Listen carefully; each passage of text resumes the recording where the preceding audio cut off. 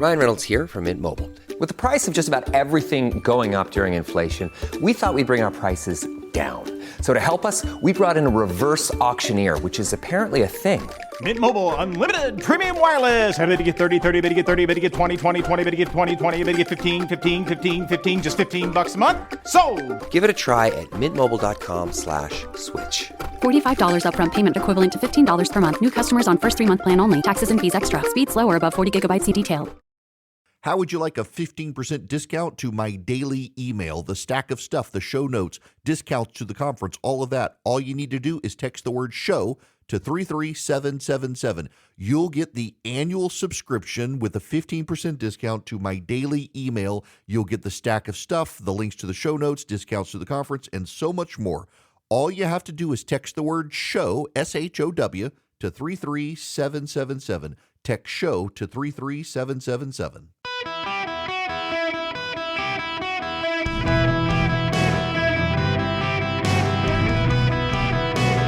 Welcome to the Eric Erickson Show podcast, Hour 3. Hello, America. Welcome. It is Eric Erickson here across the nation. The phone number is 877-973-7425. Should you wish to be on the program, I got to just say, because I talked about this at this segment yesterday, I'm not going to now, but I am still getting emails about the Boy Scouts becoming the Scouts, dropping the boy, bringing in the girls. And what I find notable is the divide is much more about allowing girls in than about the direction. Most tend to be unhappy with the direction, even the current Scoutmasters emailing, but a lot of them want the girls in, and they're saying, they're dividing it up. So the boys and the girls and the Boy Scouts aren't together. They're separate. And that the Girl Scouts have become such a political organization. I totally get that. But I do think the defenders of it are missing one aspect of this, and that is at the Cub Scout level, that is combined boys and girls, and then into the Scouts generally. There are still a lot more places in America where we recognize girls need to be girls and not have boys, and we all insist, well, not we, because I don't, but insist that the boys need to be in co-ed groups. And I think that those of you who support it, that's fine. I think that boys being boys guided by men in an organization that is focused on boys and men and not an integrated male-female group matters greatly. And that was something distinctive of the Boy Scouts that has gone away. It works for some of you. It doesn't work for some of you. There's real passion, but the direction of the Boy Scouts of America into Scouts and the abandonment of the traditional values, it's not going to end well for that organization. You don't have to believe me on that. Look at every mainline Christian denomination in the country. They're all dying. They're all losing population as they've abandoned their long-held values. Now, and we don't need to take calls on this, honestly, but I have gotten a lot of emails, and they're all extremely lengthy. No one had a pithy email to send me. They're all hundreds of words, and I've been really busy. Don't have the time to reply to everybody, but I did want to acknowledge I got them. Now, side note. So I went last night to see something. I have a couple of favorite books. And they are dear to me, and I want you to just number one. No. Look, we're not putting the Bible on here. The Iliad, particularly the W.H.D. Rouse version of the Iliad. Which I find to be the most readable version of the Iliad. There are a lot of them. I've read the traditional poetic forms. I think the W.H.D. Rouse version of the Iliad is the best version of the Iliad, hands down. I don't think it's in dispute. It is a fantastically readable translation of the Iliad. I love the Iliad, and I love the Odyssey. They're two of my favorite books ever. I'm with my son. I like The Lord of the Flies. It's not my favorite, but I like Lord of the Flies. I do like the Harry Potter series. I think the Harry Potter series, reading it as an adult, not as a kid, they're really good books. They get better over time. They become deeper and more philosophical. They're good reads. And of course, the Chronicles of Narnia series I like tremendously. I'm not a big fiction reader for pleasure anymore. I used to be, but now I read the news constantly. I just don't have time for it. I read cookbooks. I actually read cookbooks. I read the recipes for inspiration. I was like, oh, I like this from this recipe, but I like this from this recipe. I'm going to combine them and see what I come up with and try to freeform it. A lot of people, other people's jazz is my cooking. If you know what I mean, you know what I mean. If you don't, I can't explain it to you. Head and shoulders above all other books, though. If I am asked to just pick a book from a pile of books and read, I go back to an old friend, To Kill a Mockingbird. I used to hesitate to say To Kill a Mockingbird because there was a point in this country where saying you like To Kill a Mockingbird was like saying you liked puppies. People just loved To Kill a Mockingbird. It's always been my favorite. And I'll tell you why part of it is the reason To Kill a Mockingbird is my favorite is because of by virtue of my upbringing living overseas. As a white kid from southern Louisiana, reading To Kill a Mockingbird was kind of a snapshot of home from a time not too far removed from when I was born. I mean, several decades, but all things being equal, the segregated South. Segregation of the South was only falling in the 1960s. They were still struggling with it when I was born in the 70s. Into the 80s, still a problem in parts of the South. Some would say even now. But Atticus Finch, I was always a fan of the law when I was a kid. And Atticus Finch, I had seen To Kill a Mockingbird, the movie, as a kid. My mom got me to watch it as a kid. I didn't even know it was based on a book. I remember watching To Kill a Mockingbird, and Atticus Finch was the greatest. Gregory Peck's Atticus Finch. What I found so interesting is the discovery that it was based on a book and reading the book. And I got to tell you, the movie's one of my favorite movies. The movie is one of my favorite movies. I love To Kill a Mockingbird as a movie. If you've never seen the movie, it's black and white and it's glorious. I can visibly in my head right now see picture for picture perfectly Gregory Peck's Atticus Finch struggling to take his glasses off to line up the gun to shoot the rabid dog. Better than Christy Nome did. When I read the book, realizing that the book and the movie were the same thing, there's so much more in the book. It really was, as a kid, the first revelation that the movies based on books tend not to be as good. Now, the movie is fantastic. It's an award-winning movie. It's beloved. But there's so much more in the book. One of the things that the book and the movie have in common is just Atticus Finch's integrity.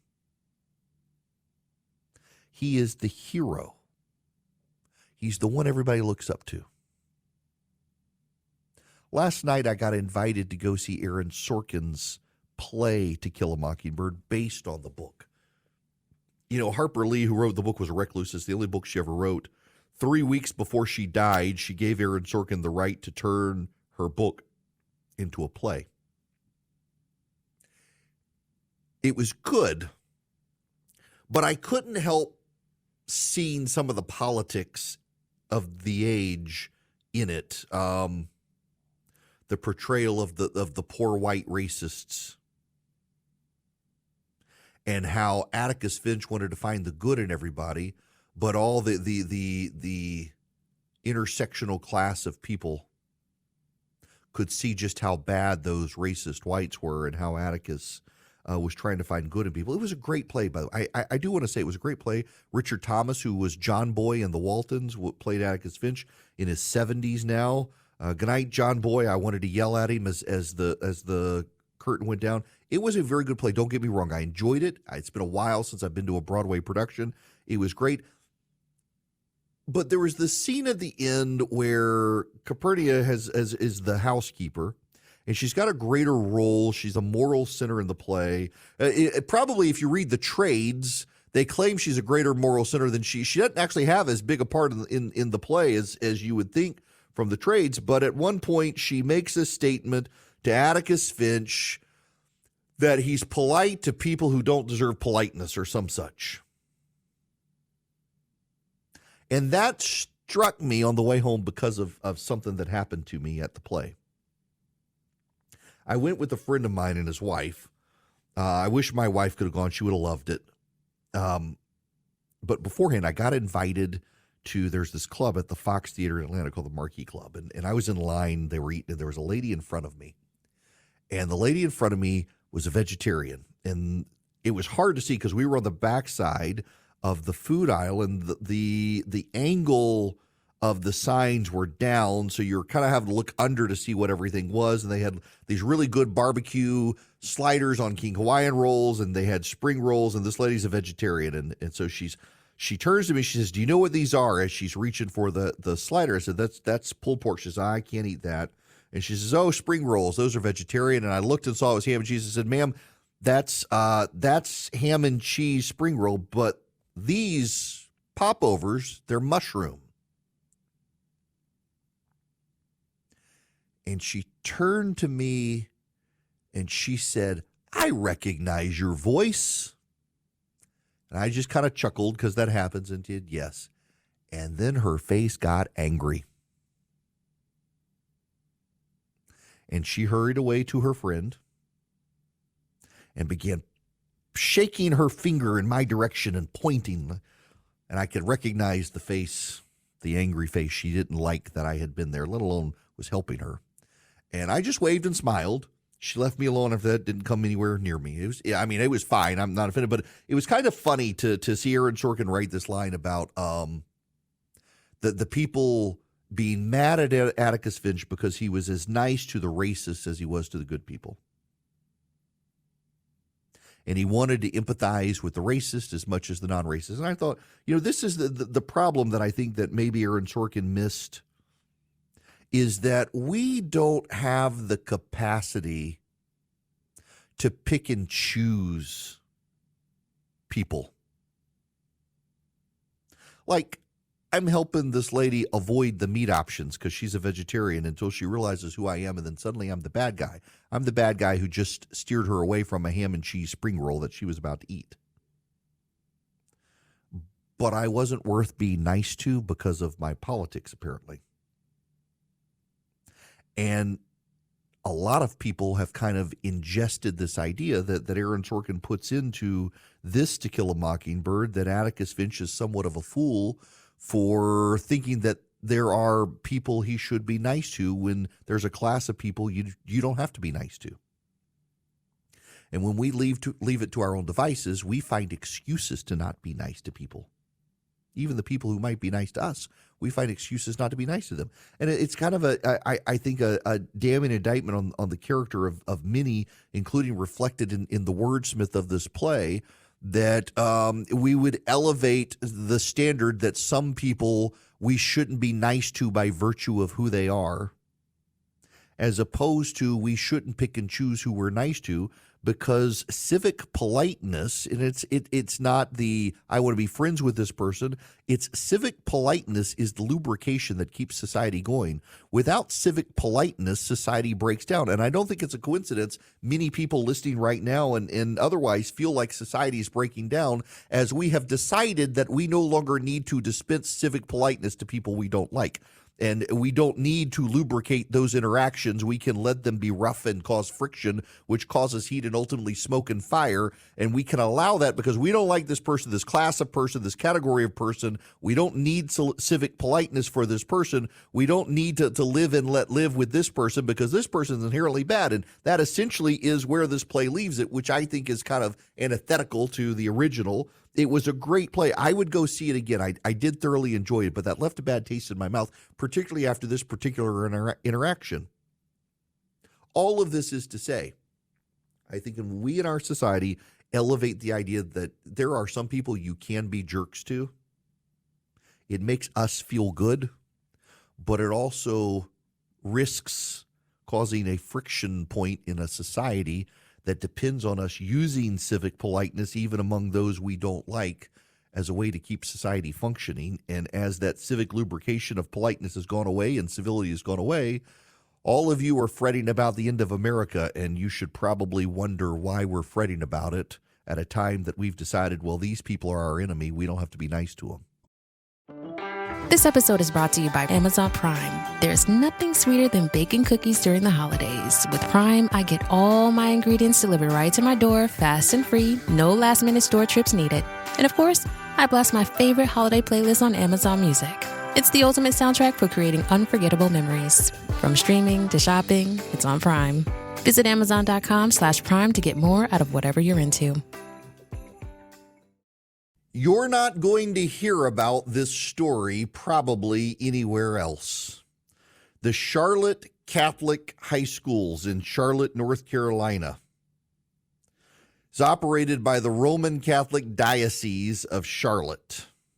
The diocese claim their mission is to spread the gospel of Jesus Christ. They had a teacher.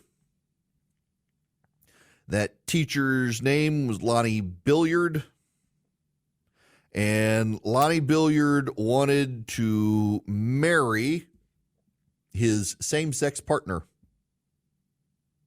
and was fired. The Catholic high school fired Lonnie Billiard, saying that while they respect his rights to do that, that he is operating within a religious institution that believes marriage is between a man and a woman, and he cannot work there while disrespecting the faith's views on marriage. Unfortunately for the Charlotte Catholic High School, it went before a judicial panel consisting of an Obama appointee and a Clinton appointee and a George H.W. Bush appointee. You can see where this went real quick, can't you? Except you'd be wrong. The Obama appointee wrote the majority opinion, a unanimous decision that religious schools have broad freedom to choose their teachers. And because the school is operated as a religious institution by a religious institution, the employees can be expected to adhere to the rules of the religious institution when it comes to their conduct.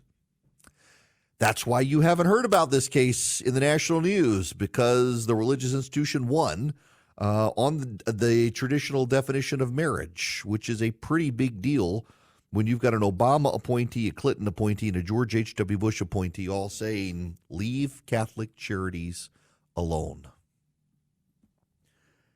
Now, I got to tell you about a great conservative institution that I love doing business with. Old Glory Bank is my bank. And Old Glory Bank wants to be your bank, and they are the most innovative, thoughtful online bank. It took them a long time to launch because they wanted to be deliberate in their innovation. And one of them is, how do you use an online bank without a local branch and deposit cash, not just checks? Online mobile check deposit is easy. Every bank does it. But they don't do online cash deposit. So how do you make this work? Well, they figured it out using 88,000 retail locations around the country and the power of the QR code. I used it the other day to put in a pile of cash, and it just works. Got quickly deposited to my account. It's there. I can see it.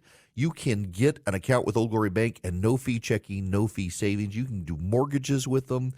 They're just a really great bank. It's oldglorybank.com. You can go to oldglorybank.com, and in 8 minutes or less, you can sign up, get your checking account, your savings account, no fees for them. You can deposit cash. Their mobile app is fantastic. Oldglorybank.com, member FDIC, equal housing lender, terms and conditions apply. In the time it takes us to say we're making a damn delicious caramel iced coffee with Folgers Instant Coffee, you know we're all about that drizzle. You could be savoring every sip. Damn right. It's Folgers Instant. Howdy, welcome. It is Eric Erickson here across the United States. The phone number is 877-973-7425. If you text Eric, E-R-I-C-K, to 33777, you can get the show notes, the live stream, the podcast, all that fantastic stuff. Erin Burnett deserves a lot of credit for her interview with Joe Biden, getting him off script. One of the problems with the interview is Joe Biden continuing to lecture Americans on how good they have it. Worried that you're running out of time to turn that around. We've already turned it around. Look at the Michigan survey. For 65% of the American people think they're in good shape economically. They think the nation's not in good shape, but they're personally in good shape. The polling data has been wrong all along. You know, how many you guys do a poll at CNN? How many folks you have to call to get one response? The idea that we're in a situation where things are so bad, the folks that, I mean, we've created more jobs. We're in a situation where people have access to good paying jobs. And the last I saw, the combination of the inflation, the cost of inflation, all those things, that's really worrisome to people with good reason. That's why I'm working very hard to bring the cost of rentals down, to increase the number of homes that are available. But let me say it this way. When I started this administration, people were saying there's going to be a collapse of the economy. We have the strongest economy in the world. Let me say it again, in the world. Although GDP last week was far short of expectations. Oh, it wasn't. Look, GDP is still growing. Look at the response of the markets. Overwhelmingly positive. Overwhelmingly positive. And one of the reasons why people feel good about it not being as strong as it was before is they believe that the Fed's going to respond. They hope they're going to get a rate cut. Yeah. Well, so, but I mean, no president's had the run we've had in terms of creating jobs and bringing down inflation. It was 9% when I came to office. 9%. But look, people have a right to be concerned. Ordinary people. The idea that you bounce a check and you get a $30 fee for bouncing the check, I changed that. You can't charge more than $8 for that. Or your credit card, your late payment, $35. I mean, there's corporate greed going on out there, and it's got to be dealt with. Okay, people are attacking Erin Burnett for not pointing out that actually inflation was less than 2% when Biden came in. He claimed it was 9%. They don't have somebody talking in your ear or doing real-time fact-checking for you as a journalist. You're trying to listen to him and anticipate where it's going to ask your next question. Attacking her for not fact-checking him in real time is something that people who don't understand how these interviews work behave. You have a lot going on when you're having these interviews done. So I'm sympathetic to her. She threw GDP in, pointing out people think they might be getting a rate cut, and they're not going to get the rate cut. That had a lot to do with the market surge, had less to do with GDP. The problem is Joe Biden continuing to insist that actually things are going well for people and people should be grateful. John King responded on this interview on CNN. I do want to lastly ask you about the economy, because that always plays a role in every election that has ever happened. Here's what President Biden said, and he was pretty defensive as Erin Burnett was asking him questions about where we are and how people feel about their economy. With less than 6 months to go to Election Day, are you worried that you're running out of time to turn that around? We've already turned it around. Look at the Michigan survey. For 65% of the American people think they're in good shape economically. They think the nation's not in good shape, but they're personally in good shape. The polling data has been wrong all along. We have the strongest economy in the world. Let me say it again, in the world. He's right. We do have the strongest economy in the world, but poll after poll also shows that the way people are feeling is that they're underwater because of inflation. I can tell you from my travels, 8 months now, 9 states now, he has to be careful with that. In the sense, he's right. When he cites the statistics, he is right. When he says the Michigan Consumer Confidence Survey, 65% say they're doing better off. Guess what? The 35% who don't, a lot of those are his voters. They should be his voters. When you travel, the cost of living. In Michigan, we met with those younger voters. We also are starting to put together a group of auto workers. Their union has endorsed Biden. Most of them are going to vote for Biden. But you ask them what life is like, and they can't buy a bigger house because of mortgage rates. They still, when you talk about grocery prices. And so the president has to be careful here. That sounds like somebody in Washington telling people you're wrong, and whatever your party is, Voters don't process it that way. They don't like that. Definitely don't like being told they're wrong, because it's how they're actually experiencing the economy personally. The inflation drag, the cost of living drag is still giant out in America, and they don't like people in Washington telling them they're wrong. The fact that Joe Biden, the man who claims to be empathetic, doesn't understand this is a pretty damning indictment on his overall political skills. It's not going well for him in this regard. In fact, here's a small snippet out of Wisconsin. Biden is visiting Racine, home to one of 46 Democratic offices across the state. A key piece of his coalition is black voters, some of whom don't see how they benefit from his economic plan. As they see the prices rise with Biden, they think Trump made the economy better and Biden is making it worse. Yes. Inflation was not 9% when Joe Biden came into office. It was about 1.8%. Larry Summers warned the Democrats that if they went down the path with their massive COVID bailout, they would provoke inflation. And everyone said, no, we haven't seen inflation in forever. We think he's gone. Surprise, he's back because of Biden's policies. And Joe Biden can lie about it, but the American people know the truth. People are stupid, and stupid people vote. But the American people, combined, tend to have a good sense of where things are. And they know that they weren't struggling to buy groceries when Donald Trump was in office. They may not have liked him, but they liked his economic policies. And now they're starting to realize, oh, yeah, those policies I wasn't sure about, they turned out to work well. It's absurd to me that someone in the Biden team has, and maybe they have, and Dementia Man just doesn't remember, to sit him down and say, hey, guys, Joe, stop doing this. Stop doing this. Stop talking down to people, telling them they need to appreciate how good it is. And then to say the polls are wrong. The Democrats, more than the Republicans, live by the polling. The Democrats' own internal polling shows them they have this problem.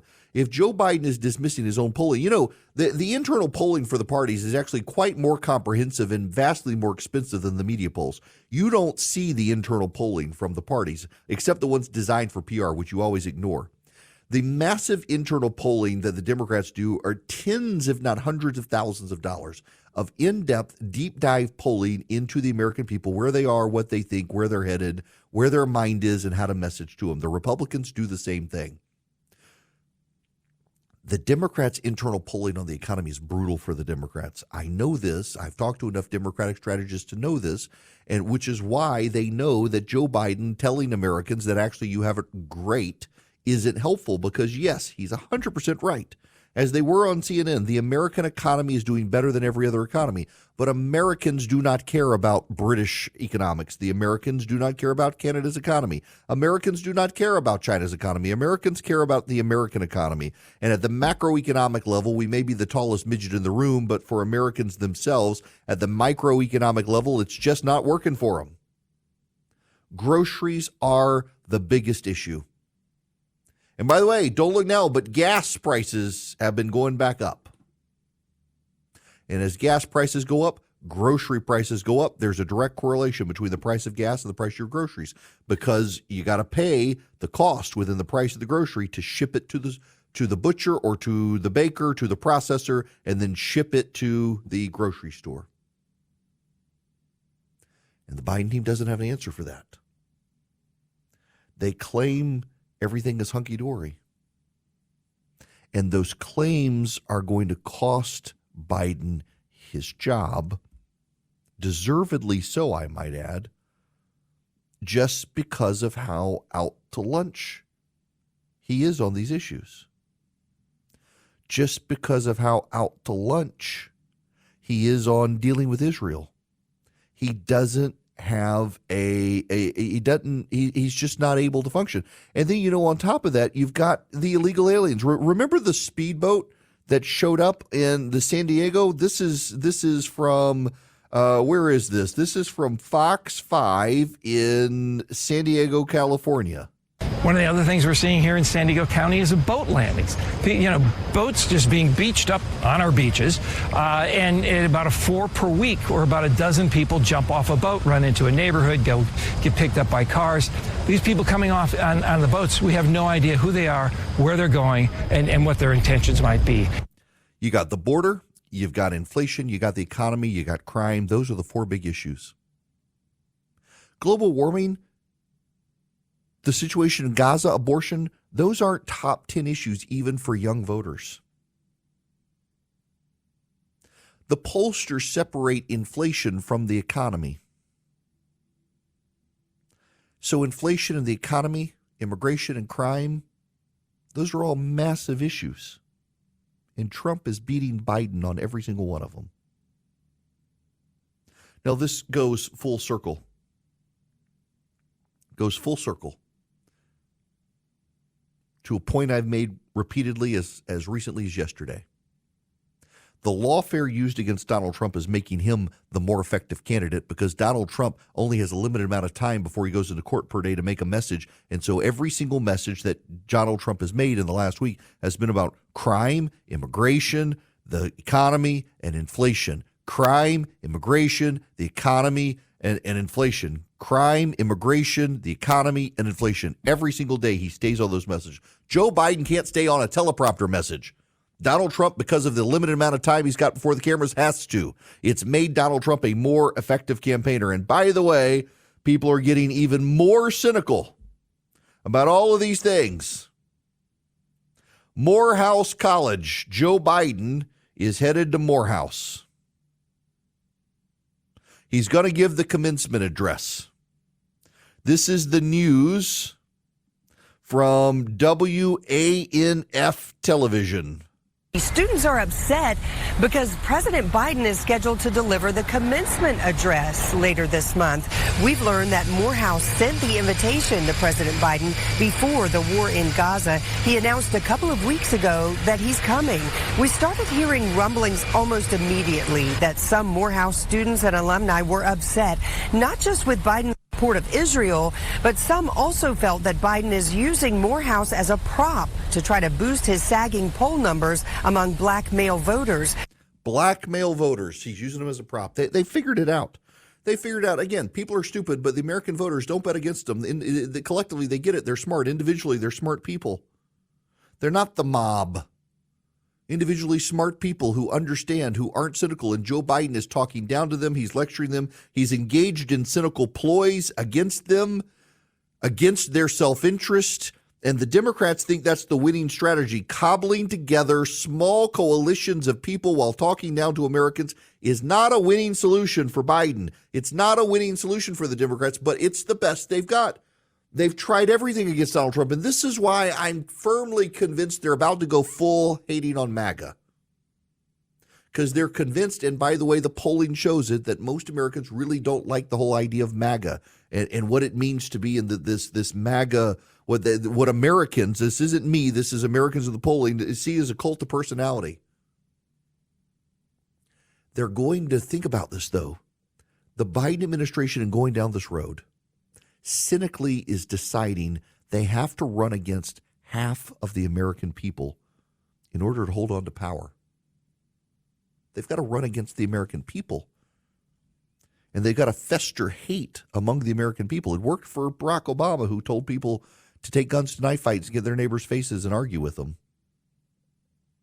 But it's not a way to pull the country together, and that is what Joe Biden promised to do. Charlottesville, Virginia.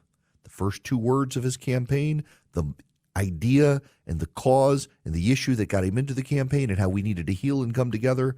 And now Joe Biden cynically intends to divide American against American in order to win re-election while also siding with Israel's enemies. By the way, as I'm talking, it's come out that the Biden administration issued a weapons transfer waiver for Qatar and Lebanon. So they're funding and giving arms to Israel's enemies while denying Israel access to weapons we've already promised. This is going to go badly for Joe Biden, and he deserves to lose because of it. He deserves to be impeached. Now, you deserve to have clean air in your house, and that's where the Eden Pure Thunderstorm comes in. With the Eden Pure Thunderstorm, you can wipe out odors, noxious odors, smoky odors, mildewy odors, fishy odors, frying odors, cooking odors, litter box odors, wet dog odors, all of them, cigar and cigarette odors. It wipes them out. You get 3 Eden Pure Thunderstorms. You save $200. You go to EdenPureDeals.com, EdenPureDeals.com, and you put in the discount code ERIC3. Now, it's an air purifier, and it uses electrostatic plates to trap the dust and the mold and the pollen that's floating in your house. You don't have a filter subscription. You never have to buy a filter subscription for it because of its electrostatic plates, and then it wipes out odors. I carry it in my travel bag. You can plug it into the wall or with a USB cord. And I've stayed in hotel rooms where someone has smoked or smoked next door, and it got into my room, and the Eden Pure Thunderstorm wiped it out. I've stayed in a hotel up in North Georgia where there's a fireplace in the hotel room, and they fired up the Eden Pure to get rid of the smoky smell for the fireplace, and it worked. I've used it in a rental car with the USB cord to wipe out smoky odors in the rental car. They were smoking something, and it wiped out the odors, and it works. EdenPureDeals.com. The discount code is ERIC3, ERICK3. You get 3 Eden Pure Thunderstorms. You save $200. EdenPureDeals.com. With Lululemon, the real gift happens when they're living in it. When you give them the coziest scuba matching set, the real gift is this. And this. And this. This holiday, Lululemon makes it easy to give a gift that goes beyond. Open the moment. Shop now at Lululemon.com. Greetings, welcome. It is Eric Erickson here. The U.S. House wants Nathan Wade to testify. Jim Jordan, the chairman of the Judiciary Committee, has asked Wade to appear for an interview and to produce numerous documents related to his work on the Georgia election interference case. This is Fani Willis's boyfriend or ex-boyfriend or some such, and about politically motivated prosecution. Things are just not going well. The arrogance of the prosecution in Georgia against Donald Trump. Y'all, I don't care whether you like or dislike Donald Trump. I don't care your position on Trump. There was a high-handed level of arrogance in the handling of the prosecution of the case. And that high-handed arrogance is going to come back and bite Fani Willis, and it already has repeatedly. Now you've got the Georgia Court of Appeals is going to hear Trump's appeal on the recusal of Fani Willis, and I wouldn't be surprised if they throw it out. The fact that they took his appeal is notable to me. I wouldn't be surprised if they recuse her from the case. That's not going to get rid of the case, but it's going to get rid of her ability to prosecute the case. Nathan Wade is out as the special prosecutor. She wanted to advance her career on prosecuting Donald Trump and may lose her career in the process. Again, Donald Trump's superpower is making people who hate him act like they think he acts. It's not whether Donald Trump acts a certain way or not.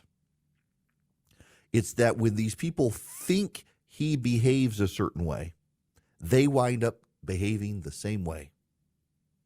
They think Donald Trump is willing to sleep around and have affairs and cheat on his wife. They start doing it too.